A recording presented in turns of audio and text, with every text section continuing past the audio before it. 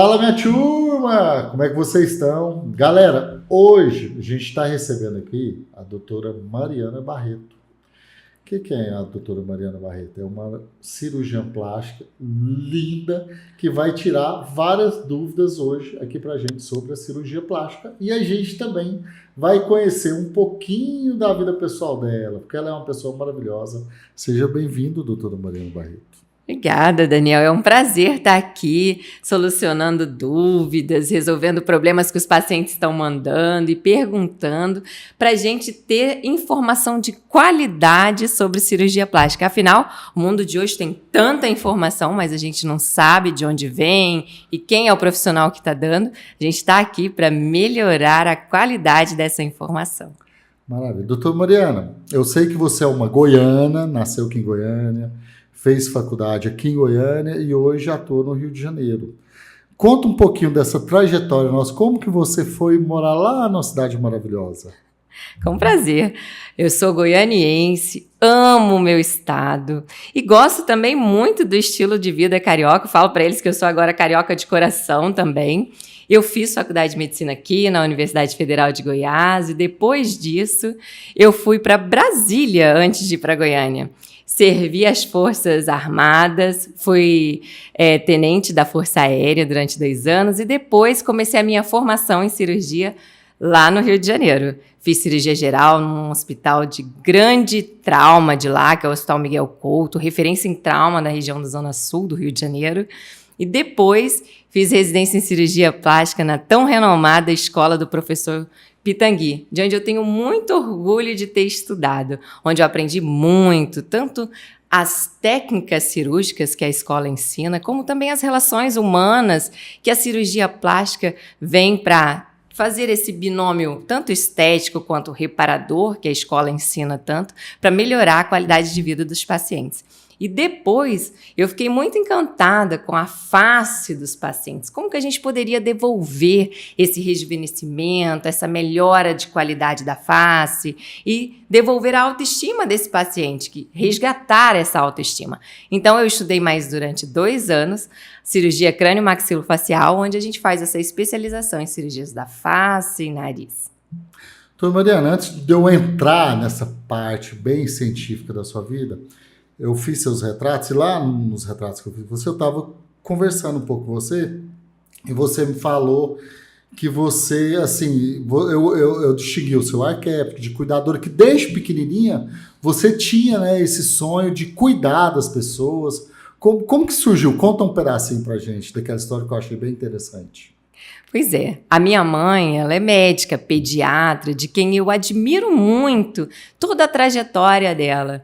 E ela sempre ensinava pra gente que medicina é um exercício contínuo de sensibilidade, de você ver como o paciente está, as necessidades dele, dada a nobreza da matéria-prima que a gente lhe dá, né? O paciente, ele é o nosso diamante, é quem a gente tem que cuidar, é quem a gente tem que acalentar. Tem uma máxima da medicina que fala que se você não pode curar, que você pelo menos acalente. E eu aprendi tanto isso durante toda a minha infância e eu vejo os exercícios lúdicos que eu fazia até na escola, de ligue os pontos, de montagem de 3D, de estruturas. Isso é cirurgia plástica pura, Daniel, sabe? Eu estava vendo, quando eu aprendi a reconstrução de mama, você desfaz a mama quando a paciente incomoda com essa flacidez, com essa mama que não está harmônica com o resto do corpo dela, e depois monta um cone mamário elegante, harmônico com o resto do corpo, já que a mama é o órgão fálico da mulher, equiparado ao pênis no homem.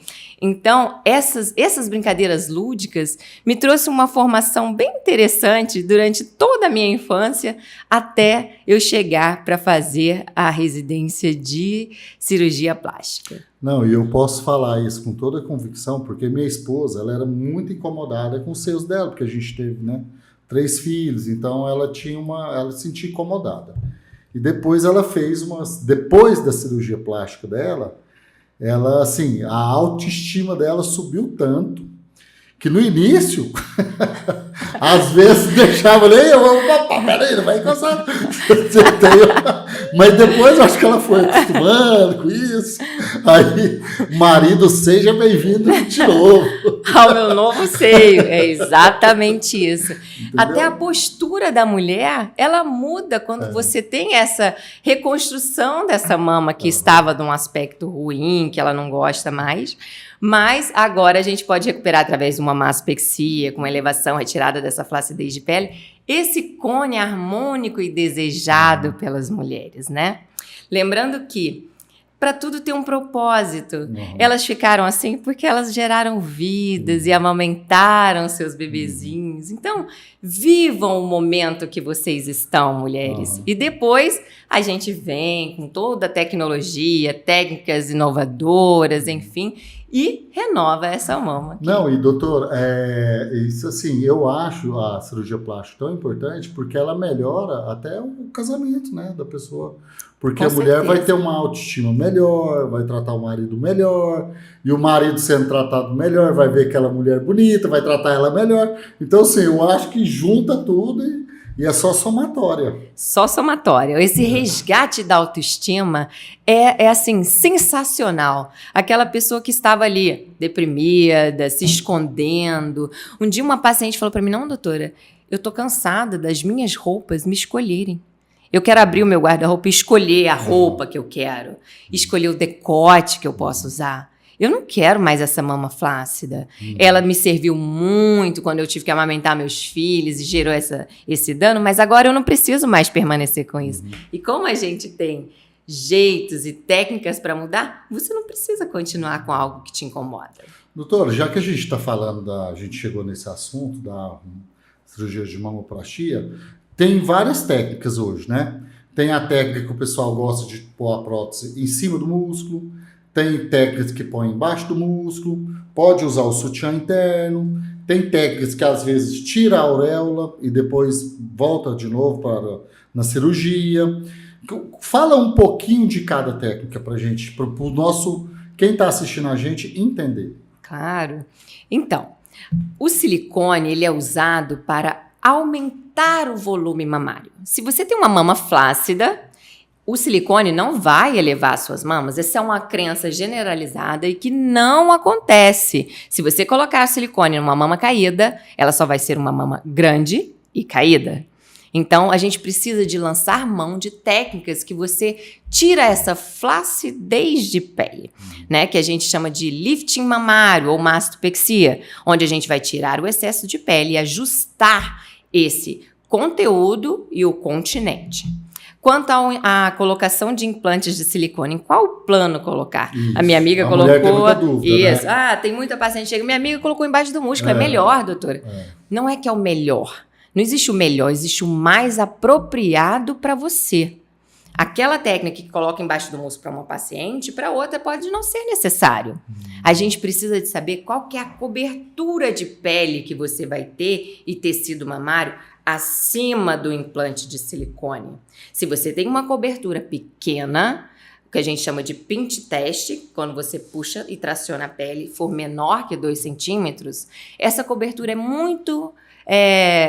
pequena, flácida, pequena, então o implante mamário pode ficar aparente e você ter algumas alterações ruins, como os ripplings, que o paciente, olhando onde foi colocado o implante, ele tem mostrando as ondulações da mama, as ondulações do implante mamário.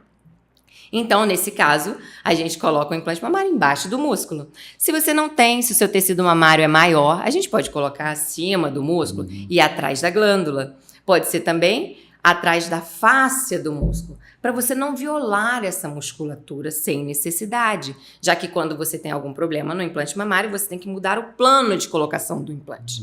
Entendeu? Então, não é o melhor, é o mais adequado para você. Sem querer te interrompendo, só para a gente entender, por exemplo, você acha que isso tem a ver alguma coisa com a idade do paciente também ou não? Vai depender, na verdade, não da idade, mas da quantidade de tecido mamário que o paciente tem.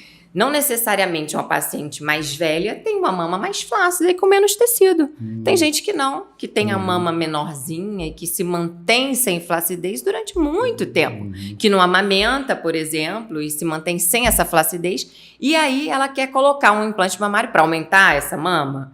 Então ela não vai ter que fazer uma mastopexia e colocar o implante mamário no plano que for mais ajustado para ela. Ou submuscular, ou subfacial, ou atrás da glândula subglandular, ou também existem casos que a gente pode colocar em dual plane, onde a parte superior da prótese é coberta pelo músculo e a parte inferior é coberta só pela glândula, dando uma maior mobilidade. Cada caso tem que ser ajustado e personalizado para cada paciente, né? Então, cada paciente tem um tratamento exclusivo, dada a anatomia da mama dela, dado o tamanho do tórax dela, o tamanho das areolas, o que te incomoda, né? Você pode chegar para mim, algumas pacientes chegam e falam assim, doutor, eu quero que você me mude, o que você mudaria em mim? Eu não mudaria nada. Eu quero mudar em você o que te incomoda, para realçar a sua beleza e melhorar o incômodo diário que você, quando olha no espelho, se sente mal. Resgatando, assim, sua autoestima, o seu jeito de viver, a sua qualidade de vida. Doutor, hoje a gente está notando que, assim, as mulheres estão muito, assim, preocupadas, às vezes tem um seio muito, tá pondo um seio grande, aquele bumbum enorme, que está usando até algumas aplicações aí de alguns produtos, assim, que não é aconselhável por vocês médicos. E como você está lá no Rio de Janeiro, você deve ver muito isso na praia, né? Aquelas mulheres maromba, que põem um bumbum grande demais, aquele seio grande demais. O que você tem a dizer com isso? Quando um paciente chega em você, por exemplo, fala, nossa, eu quero pôr, por exemplo, uma mão bem grande, que pelo seu ponto de vista, pelo seu ponto profissional, você vai ver que não vai ficar legal. Você alerta ela desse... Você tenta mudar a ideia dela, falando, vamos fazer. Com certeza. A medicina é uma profissão estimulante, a cirurgia plástica, então, por essas reações que são muito diferentes perante as situações semelhantes em cada paciente. E isso é muito estimulante e desafiador, né? Você tem que ver, o paciente chega querendo uma coisa, aquilo que eu te falei. A minha amiga fez tal coisa, eu quero também. Mas às vezes a sua amiga é alta, tem o tórax largo e aquele implante grande fica bom para ela. Maior porque é ajustado a anatomia dela. E para a sua anatomia? A gente tem que individualizar. Ela vai ficar boa, esse implante? Me fala o que você quer, que a gente vai ajustar. E eu vou te falar se isso vai te trazer problemas ou não. Né? Porque muitas vezes a gente quer coisas que aquilo não fica bom pra gente, que vai gerar problemas pra gente, problemas na coluna, problemas de flacidez de pele muito rápido. Eu quero uma mama grande, muito em pé, doutora, mas eu quero colocar uma prótese imensa. Isso vai cair muito rápido, porque a sustentação do implante na pele, na musculatura, não vai conseguir sustentar tanto peso. Né? Isso tem que ser muito bem avaliado. E quanto à colocação desses produtos que não são liberados e vêm com nomes diferentes e fantasias para produtos antigos e perigosos, como o ácido o PMMA. Eu estou falando dele. Aqui em Goiânia tá demais. É muito perigoso. Inclusive, o PMMA, ele pode gerar até insuficiência renal, porque o produto ele é tóxico para a célula renal. Ele foi criado por um doente que tinha AIDS, né? Que tinha HIV para preencher as regiões da gordura de Bichat, onde eram muito consumidas com a terapia antirretroviral. Então foi feito para isso, mas as pessoas começaram a usar de uma forma generalizada, que começou a dar muito problema, inclusive insuficiência renal. Hoje as mulheres, assim, às vezes a gente vê na internet até a comparação de, por exemplo, um ator com 60 anos, a gente via a foto dele, já era uma pessoa idosa, né? E a gente vê os 60 anos de hoje, aquela mulher jovem, aquele ator bonito. Como você aconselha o pessoal a se envelhecer? Qual procedimento você sugere para uma pessoa assim que quer envelhecer, quer usar cirurgias plástica de benefício próprio para ela se envelhecer bem, envelhecer bonita. Como você sugere isso para o seu paciente? Que maravilha a gente poder envelhecer, né? É. O professor Pitangui falava muito isso. Isso não me incomoda as minhas rugas, mas se você é incomodado, a gente pode gerenciar esse seu envelhecimento. Antigamente, as mulheres de 40 anos já operavam a face. Imagina, hoje em dia a gente faz tantos procedimentos minimamente invasivos, os procedimentos ancilares, complementares à cirurgia plástica, que a gente consegue retardar esses procedimentos mais invasivos cirúrgicos. Então, você pode já começar a gerenciar sua contração e mímica facial com a utilização de Botox. Se você começa a ter um pouco de flacidez de pele, rugas finas, poros dilatados, a gente pode fazer uso de bioestimulador. A gente pode melhorar a qualidade da sua pele com esses poros dilatados e ruguinhas finas através do uso de lasers, como o laser de CO2, para você ter essa requalificação da sua pele. A gente tem também os bioremodeladores celulares, como o Profile, que você tem uma melhora da qualidade da pele também.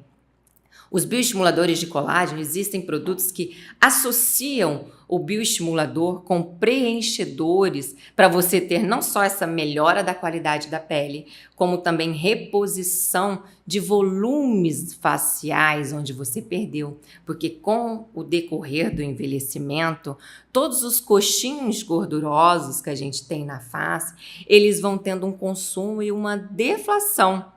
Então o paciente chega e fala, doutora, parece que a minha face está derretendo. E é exatamente isso. A pele, ela vai perdendo a sustentação. Ela não vai só ficando flácida por si só, mas é como se fosse uma tenda. Se a tenda está tracionada e tem onde se apoiar, ela fica esticada. A pele é a mesma coisa.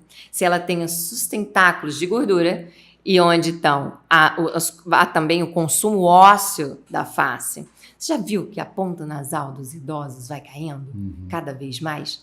Porque o sustentáculo do septo nasal, que eleva e sustenta a ponta nasal, é a espinha nasal anterior. E ela vai tendo consumo de acordo com a idade.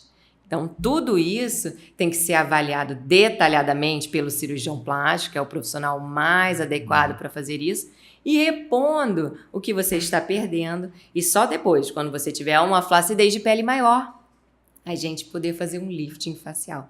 Isso não exclui esses outros procedimentos, Daniel, porque a gente pode muito bem fazer um lifting facial, essa cirurgia para Isso tudo faz lá no consultório? No consultório, os procedimentos complementares que eu descrevi. Agora, a cirurgia tem que ser no centro cirúrgico. Tá, não, eu tô perguntando isso só pra gente deixar bem claro, porque às vezes E hoje a tecnologia tá ajudando muito, né, doutora? Muito. A gente consegue melhorar muito essa qualidade da pele do paciente.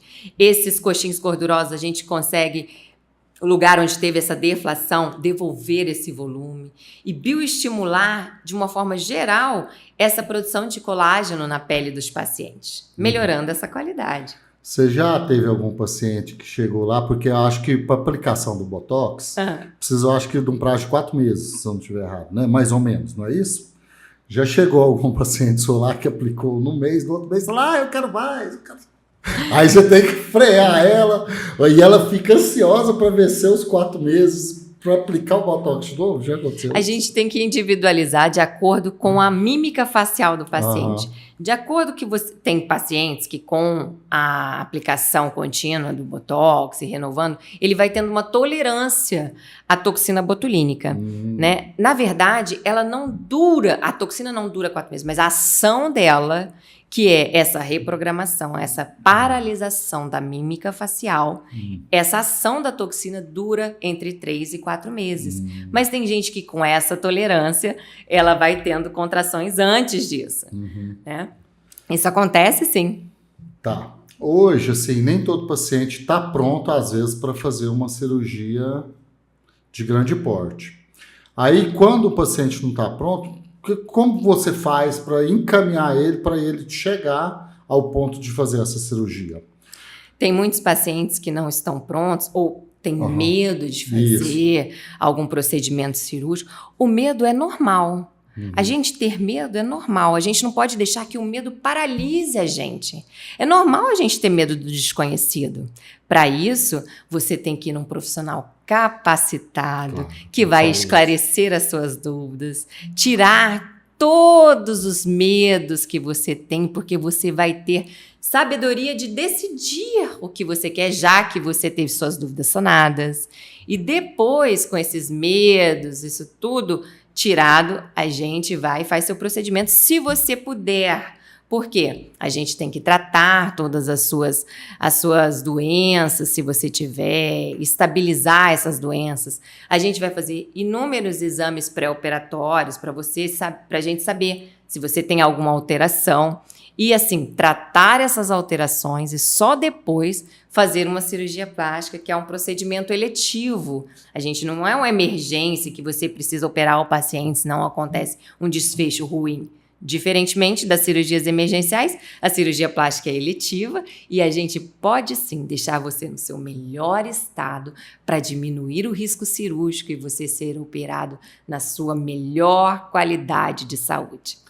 Tá. Hoje, doutor, eu vou te fazer 2 perguntas. Eu acho que assim, lá atrás, quando a gente falou da cirurgia de mama, eu esqueci de fazer uma pergunta para você que é dúvida demais para as mulheres que...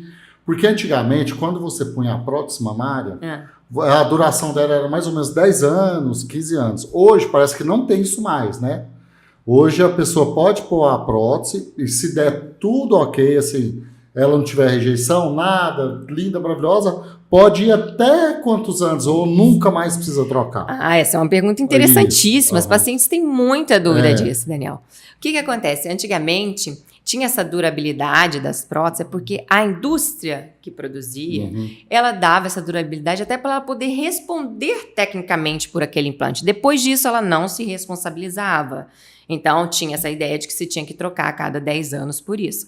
Mas, ultimamente, a qualidade do silicone, dos invólucros desse silicone são muito superiores. E a gente não tem que fazer isso a cada 10 anos. Você só faz a troca do implante mamário se ele tiver alguma alteração. Tem alguma alteração da forma da mama que está assimétrica, o paciente tem contratura capsular, que como o implante de silicone é um corpo estranho, o corpo engloba aquilo com uma cápsula. E muitas vezes a paciente pode ter uma contratura capsular, tendo dor, tendo assimetrias, coisas que ela não goste também. Esteticamente não gostei, não foi o que eu pensava, eu achei que ficou maior. Alto, exato. Né? Então, isso também é outra indicação de troca. Se a paciente tem rippling, que são aquelas ondulações que eu te falei, que ficam aparentes do implante mamário na mama, e essa é outra indicação de troca, mas não só pela idade do implante. Isso não acontece mais. Tá bom. E hoje a lipoaspiração também está bem alta, né, doutora? E assim, hoje eles estão usando técnicas como Renuvo. Você podia falar um pouquinho, né, que são aplicação de plasma lá? Claro. Essas terapias, elas são, Daniel, complementares à cirurgia.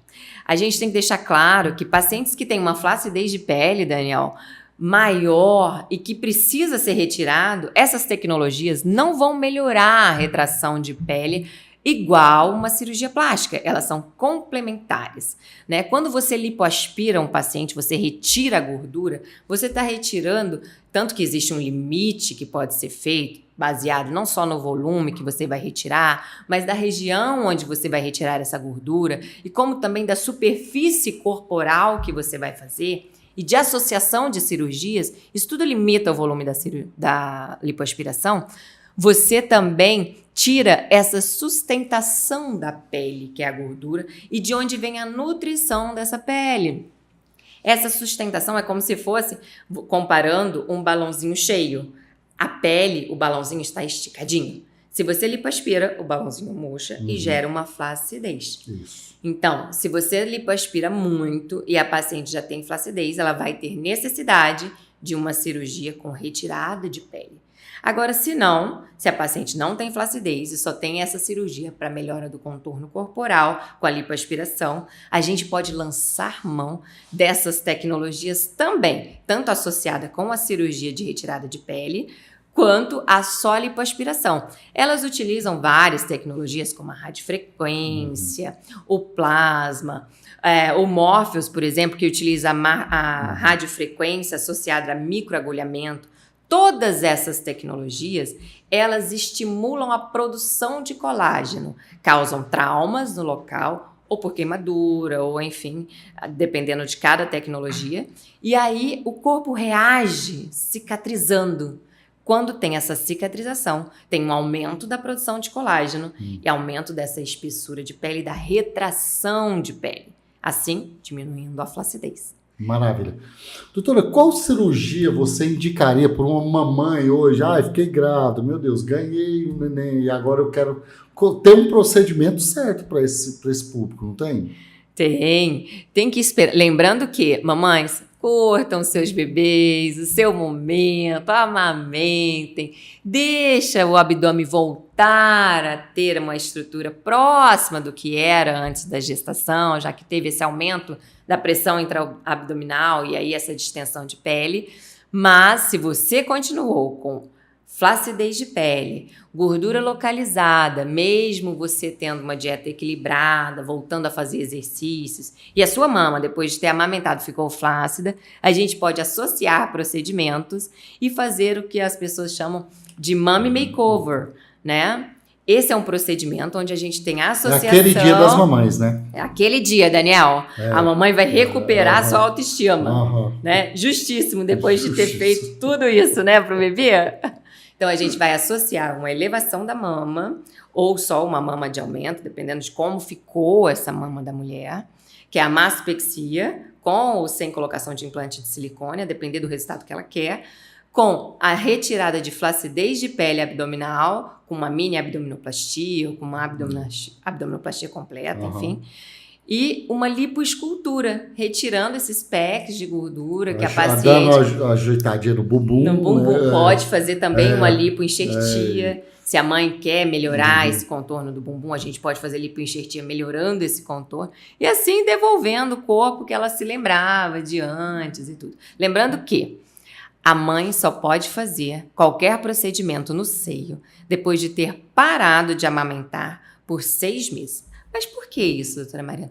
Para o seio voltar ao seu estágio natural sem a lactação, sem essa produção de leite. Ele vai estar no seu estágio natural. Então, quando eu operar e tirar o excesso de mama que for necessário, depois ele não vai diminuir mais ainda, porque ele já está no seu estágio natural, sem produção de leite. A mesma coisa para flacidez de pele. Você tem que ter esperado depois da gestação, de você ter tido o parto, pelo menos 6 meses. A mama, depois de ter parado de amamentar 6 meses, e o abdômen, depois de ter tido o bebê por 6 meses. Então, essa história de que a Virgínia... Isso, eu ia até te perguntar dessa polêmica plástica. Explica, doutor, o que ela fez lá para o pessoal entender. Gente, ninguém faz cirurgia plástica junto com o parto.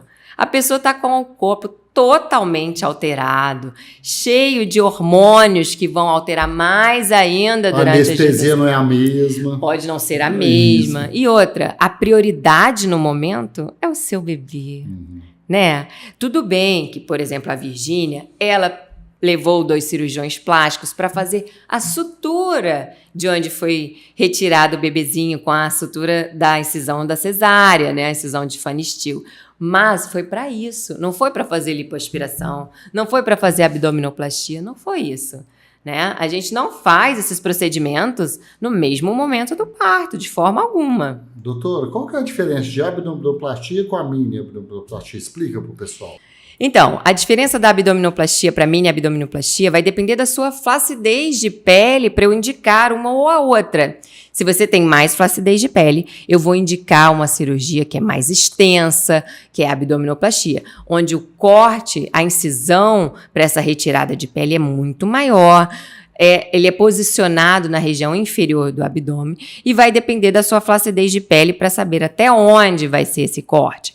Você também vai ter cicatrizes em volta do seu umbigo, já que a gente vai retirar todo esse excesso de pele e tracionar o retalho cutâneo até essa região onde foi feita a incisão no seu púbis. e reposicionar o seu umbigo nesse retalho tracionado. Então, vai ter cicatrizes em volta do umbigo. Ah, doutora, mas eu acho tão esquisito esse umbigo que eles fazem, umbigo novo. Não, não é um umbigo novo, é o seu próprio umbigo. Só que a gente vai fazer uma cicatriz em volta dele para ele ser reposicionado nesse retalho tracionado. E nas 2 cirurgias, você também vai ter uma reaproximação da musculatura frontal do abdômen, porque tem esse afastamento com aumento da pressão intraabdominal, essa diástase que a gente chama, o afastamento da musculatura frontal do abdômen, para poder ter um crescimento adequado do seu bebê e do seu útero. Por isso tem esse afastamento. Um dos tempos cirúrgicos, tanto da mini abdominoplastia quanto da abdominoplastia tradicional, convencional, é essa reaproximação, que a gente faz uma sutura interna, é um dos tempos cirúrgicos da cirurgia, reaproximando essa musculatura. Na mini abdominoplastia, a flacidez que o paciente tem é menor, as cicatrizes certamente serão menores e você não tem cicatriz periumbilical. Você só solta o umbigo, só é liberado e reposicionado sem ter cicatriz em volta do umbigo. Mas são casos indicados para cada paciente individualmente, de acordo com a flacidez de pele dela. Não é eu quero fazer abdominoplastia ou mini abdominoplastia. Não, não é assim. É de acordo com a sua flacidez e a sua indicação. Você acha interessante quando um paciente, às vezes, for fazer uma cirurgia, você recomenda a tripla? A cirurgia tripla, isso eu tenho que avaliar se ele tem condições de saúde para isso.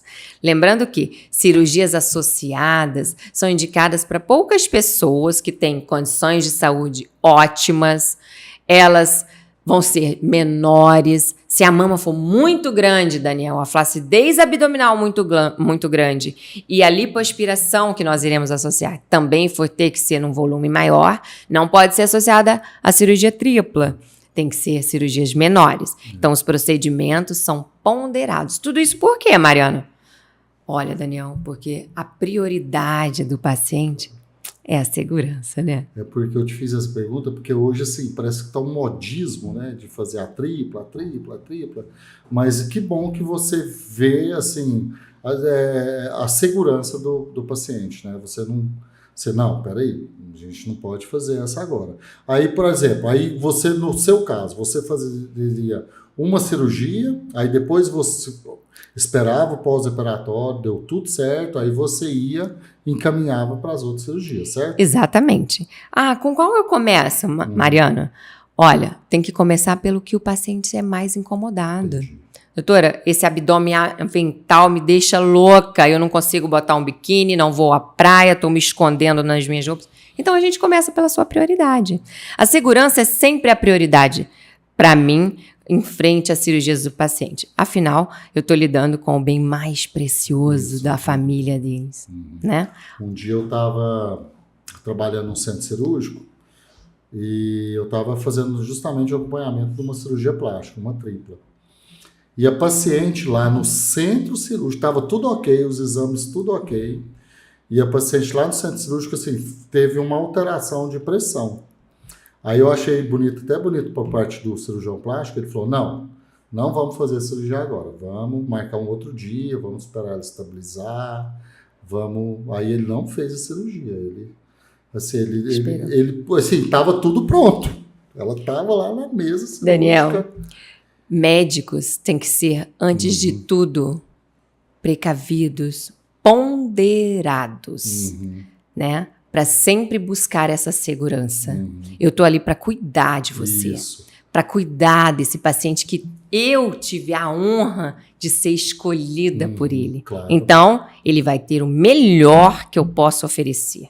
E o melhor é sempre ter segurança. Isso. É fazer os procedimentos que a gente combinou, que a gente tramou, que a gente fez todo o projeto juntos, mas com segurança. Não, é por isso que eu tô te falando, assim, eu achei muito bonito da parte dele, porque com certeza ela já tinha feito todos os exames, assim, tava tudo certo, mas aí... Mas o corpo humano é um enigma, né? Isso, né? Entendeu? Na saúde... Aí chegou lá no centro cirúrgico, ela teve uma alteração de pressão, ele, opa, então não claro. vamos aguardar o outro dia, Entendeu? Aí Na depois ela saúde. até fez a cirurgia, deu tudo certo. Entendeu? Medicina não é matemática, né, Aham. Daniel? 2 e 2 nem sempre são 4.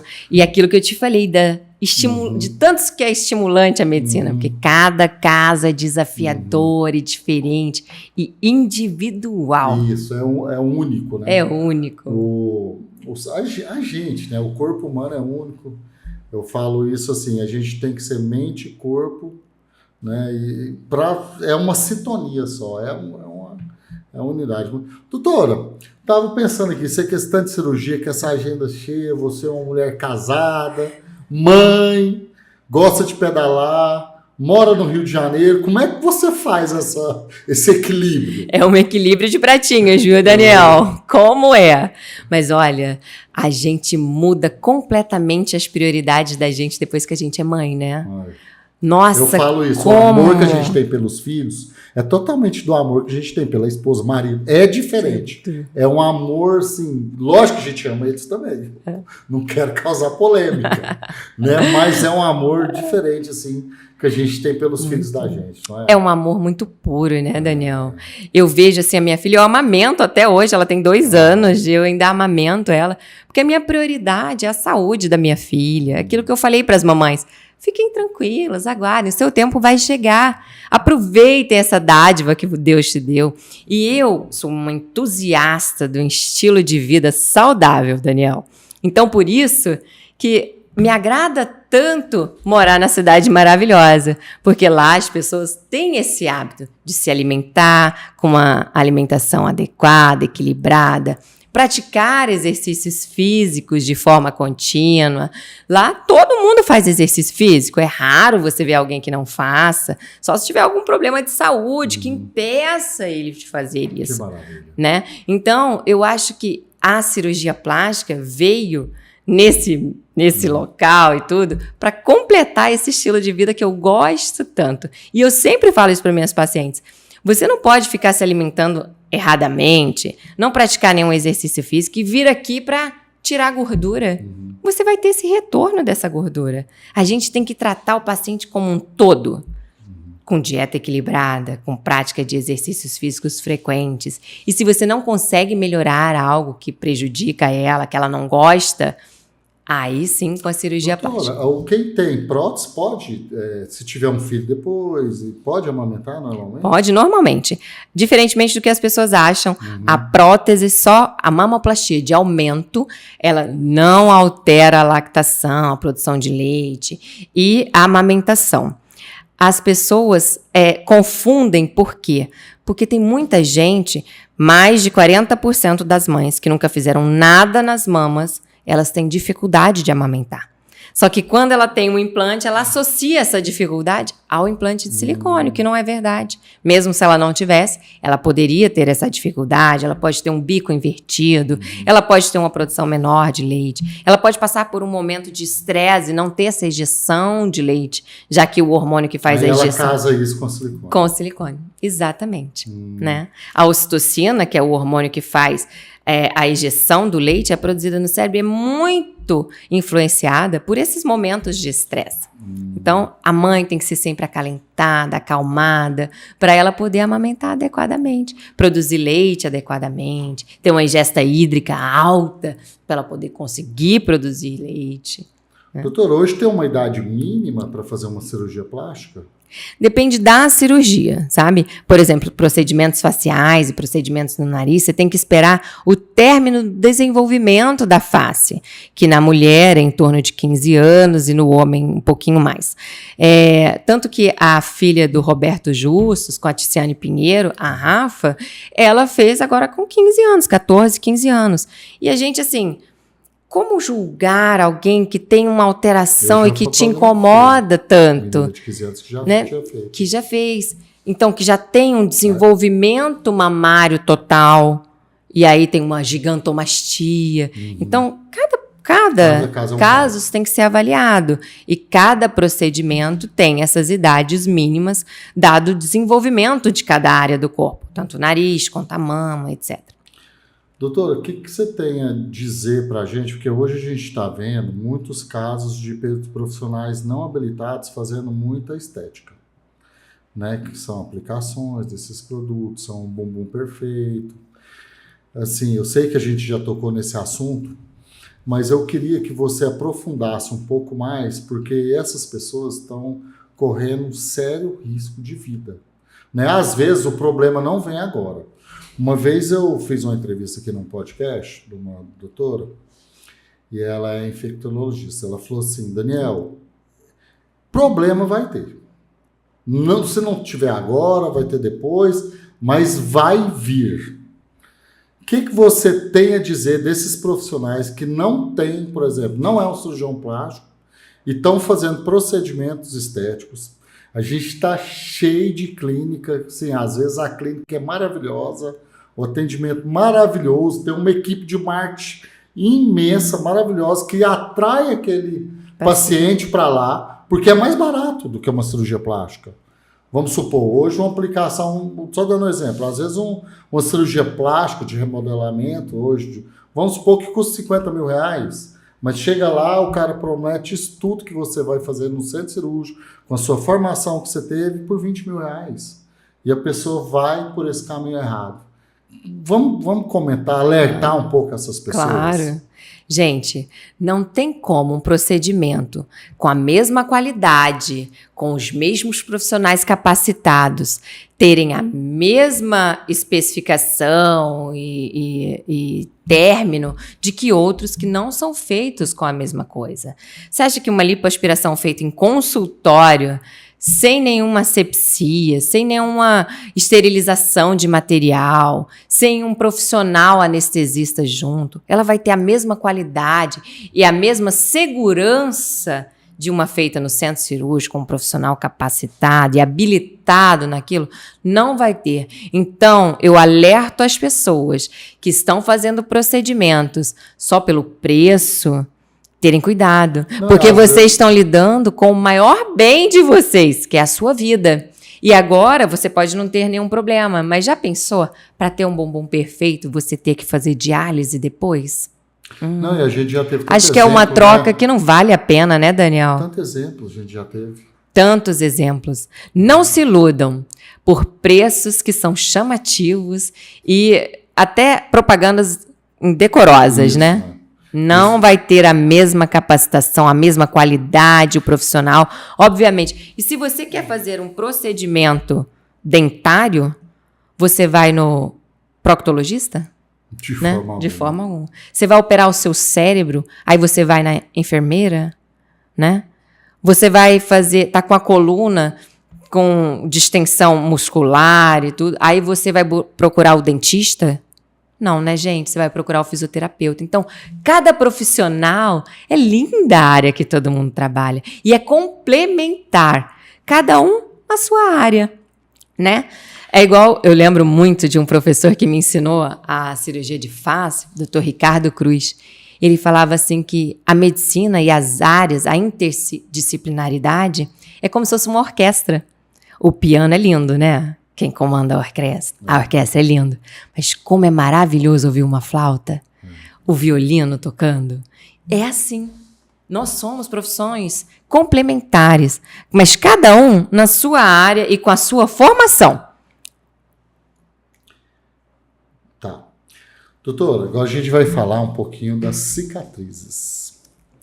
Hoje, como que hoje o método hoje, menos evasivo, tá, sim, as cicatrizes hoje são menores, né? Vocês estão com umas técnicas novas para cada vez mais, eu vi você explicando aí, que o seu paciente não tem aquela cicatriz, né? Quando você faz a lipoaspiração, a abdominoplastia.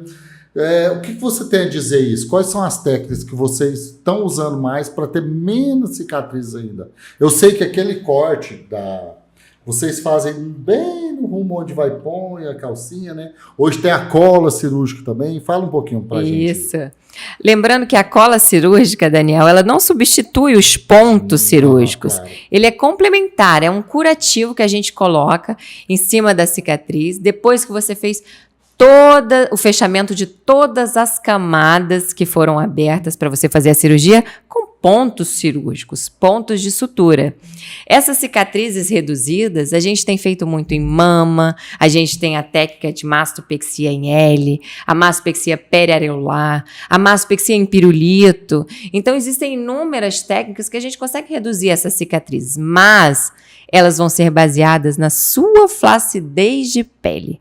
Uma paciente com gigantomastia não vai ter a mesma cicatriz de uma paciente que vai fazer só uma inclusão de implante de silicone.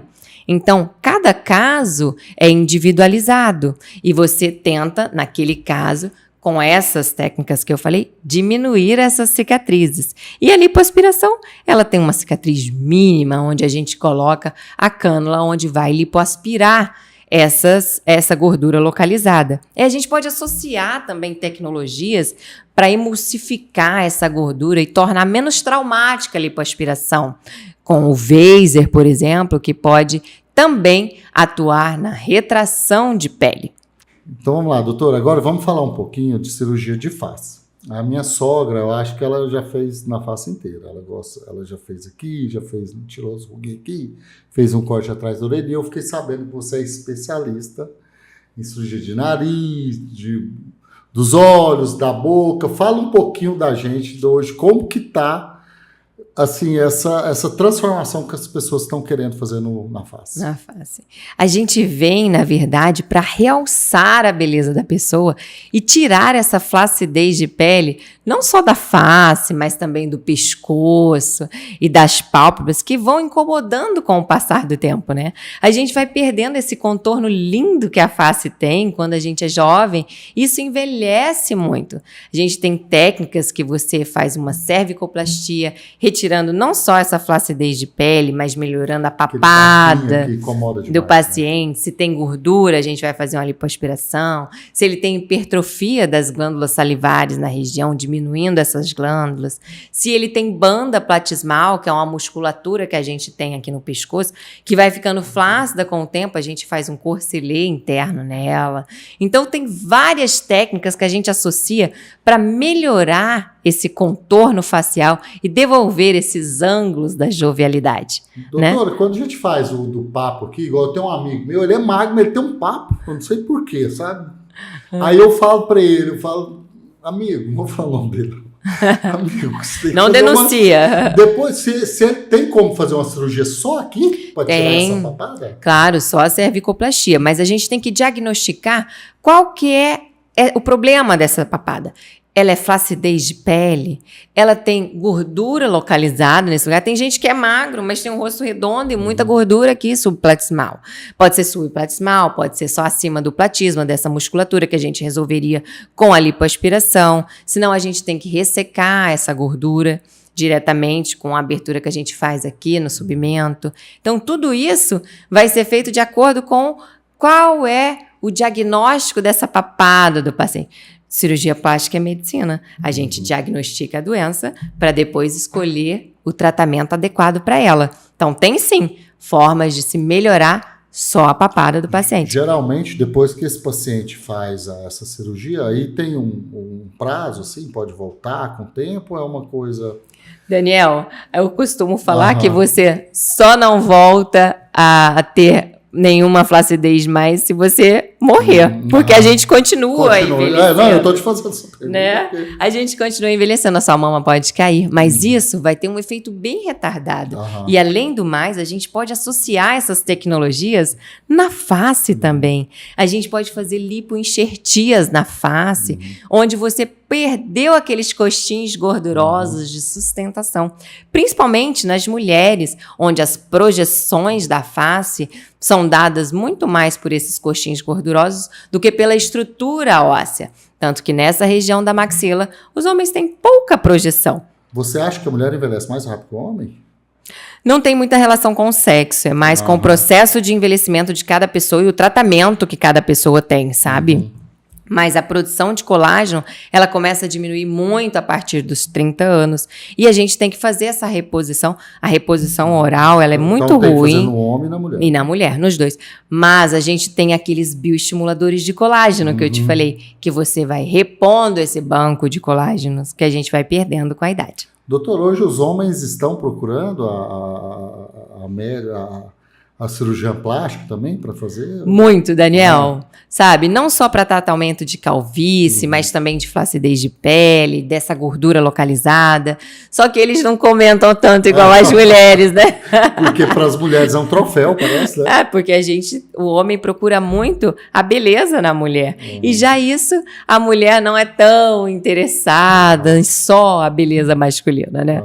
E quais que são os procedimentos que os homens mais estão procurando hoje? A lipoaspiração é a top one. Cirurgia de face, de flacidez palpebral, dessa melhora de qualidade da pele. Esses procedimentos ancilares também, que esses procedimentos complementares, como botox, bioestimulador, laser, preenchedores, né? Os homens gostam muito de fazer essa marcação da mandíbula, porque dá essa masculinidade, já que no homem, eles têm pontos de crescimento mandibulares estimulados pela testosterona. Então, por isso que eles têm esse rosto mais anguloso e eles querem reproduzir, quem não tem, isso no consultório. É possível sim fazer isso. E a melhora da qualidade da pele, claro, que a gente pode fazer com laser, bioestimulador de colágeno, peeling químico e, se tiver mais flacidez, a cirurgia da face. Então, a gente vê muito nos homens aquela olheira preta aqui também. Aqui lá tem jeito de ser reparado?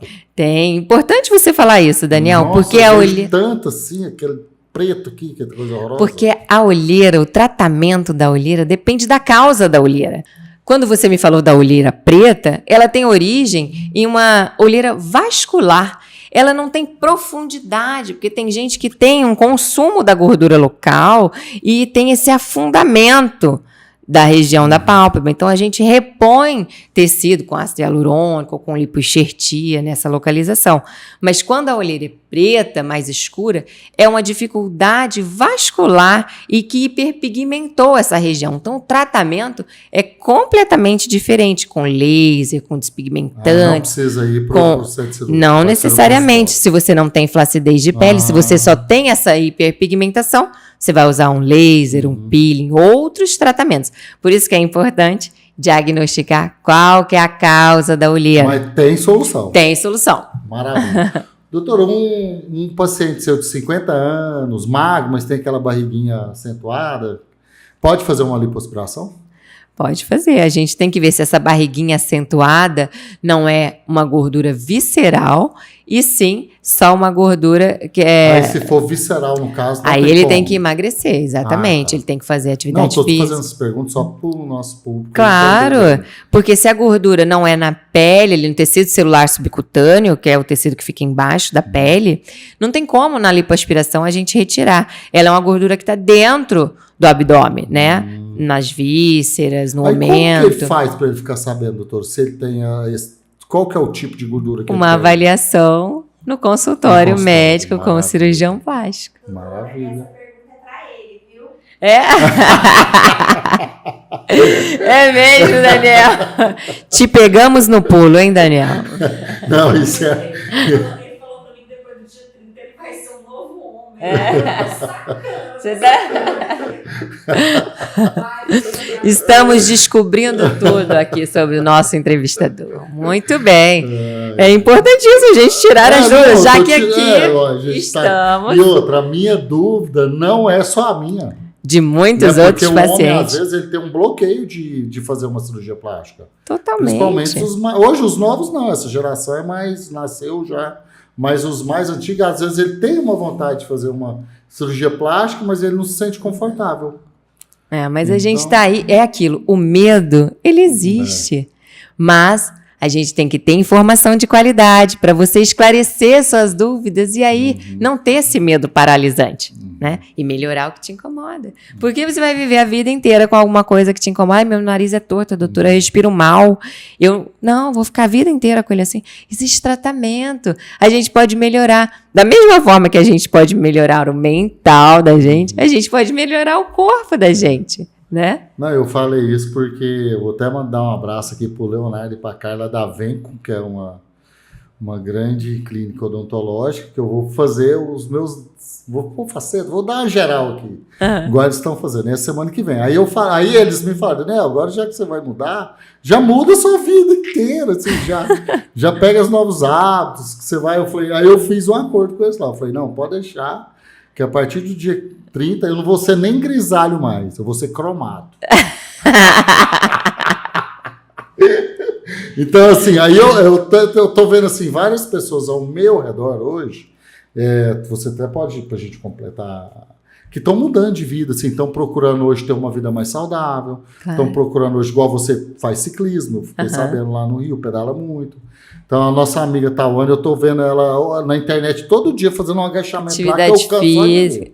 entendeu? Minha esposa nunca fez isso na vida, tá acordando todo dia 6h30 da manhã e indo firme. Todo mundo Entendeu? quer envelhecer então, todo mundo assim, bem. tá mudando de vida para uma vida mais Claro, saudável. claro. Então, assim, eu acho isso importante. Por que eu não vou fazer essa mudança? Claro, também? e todo mundo está vivendo bem mais, só que Isso. você quer viver bem mais com qualidade. Você não quer ficar dependente de ninguém, né? Não só mentalmente, mas como Eu vou fisicamente. contar uma coisa pessoal aqui para vocês. Ah, Sabe o que me animou muito? Eu fiz o médico pediu um monte de exame, eu pensei que eu tava morrendo. tava Gente, eu não ótimo. tenho Qualidade nada. de vida excelente. O cara Gente, tá ótimo. eu não tenho nada. Eu não tenho colesterol alto. Eu não tenho... Sabe o que é nada? O meu amigo, o médico, falou assim, cara, você tá igual um novinho. Tipo assim, eu não sabia disso, né? O tanto que eu tô bem de saúde. Aí, Então, assim, isso Mas- me animou muito. mais do que nunca se cuidar para ter um envelhecimento saudável, um envelhecimento bem, Isso. ter todo esse preparo, né, Daniel? É. Para chegar com uma idade mais avançada e melhor. O meu sogro, por exemplo, carioca, ele tem 80 anos e ele joga vôlei de areia com a gente, né? Aí, ó. A minha sogra, a mesma coisa. Então, a gente tem que ter isso. Os meus pais sempre me ensinaram também de uma forma saudável. Eles fazem exercício físico, eles praticam essa dieta equilibrada, para a gente envelhecer de uma forma melhor. Uma forma melhor. Para ter nossos filhos vendo a gente, os nossos netos, e a gente conseguindo brincar com eles, a gente conseguindo fazer as atividades com eles. Bem, né? É isso que a gente quer. É esse gerenciamento de envelhecimento que a plástica vem complementar. Isso. Não, eu vou pensar aí. Muito obrigado por você ter vindo hoje participar do nosso podcast. Seja sempre bem-vinda quando você vier em Goiânia. Você pode vir para cá para a gente tirar as dúvidas aí. Tenho certeza que vai surgir várias dúvidas, tá? E suas considerações finais. Daniel, você, sua esposa, todo mundo foram muito agradáveis aqui comigo. Obrigada pelo convite. Afinal, eu sempre prego isso, que informação de qualidade gerencia os nossos medos. E é para isso que nós, cirurgiões plásticos, estamos aqui. Eu, mais do que nunca, para os meus pacientes, eu faço sempre isso. Gerencio seus medos. Eu estou aqui para gerar para vocês informação de qualidade, para vocês acabarem com os medos e assim poderem executar cirurgia plástica de qualidade com pessoas capacitadas para te dar o melhor no seu resgate da sua autoestima. Vou deixar o Instagram dela aqui, tá? Vocês sigam ela, qualquer dúvida. Nesse podcast mesmo que vai estar postado no meu canal e nas redes sociais dela, então vocês sigam ela. Pode deixar pergunta, que eu sempre estou em contato com ela.